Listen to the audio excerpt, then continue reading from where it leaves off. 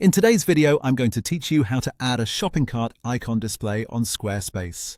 This is a very quick customization, but it's an important one if you're selling products on your site and you want visitors to clearly see where they can view their cart.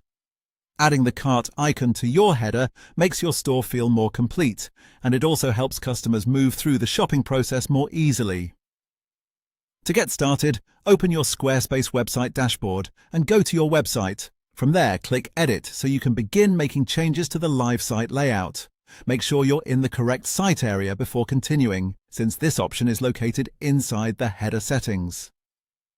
Once you're in editing mode, move your cursor over the header section at the top of the page. When the header controls appear, click Edit Site Header.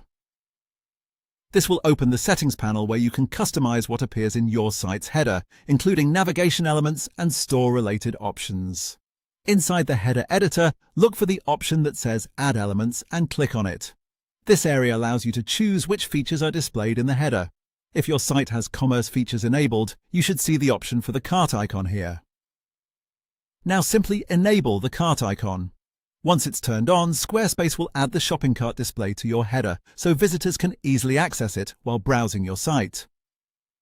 This is especially useful for online stores because it gives customers a clear visual cue that they can review what they've added before checking out. After enabling the icon, take a quick moment to preview how it looks in the header. You want to make sure it fits nicely with the rest of your site design and is easy to spot without feeling out of place.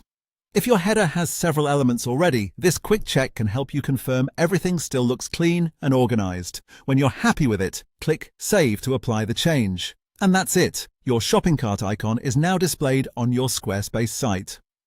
If the icon doesn't appear right away, double-check that you're editing the correct header and that your site's store features are active. But in most cases, this is all you need to do. It only takes a minute and it can make a big difference in helping customers navigate your online store more easily.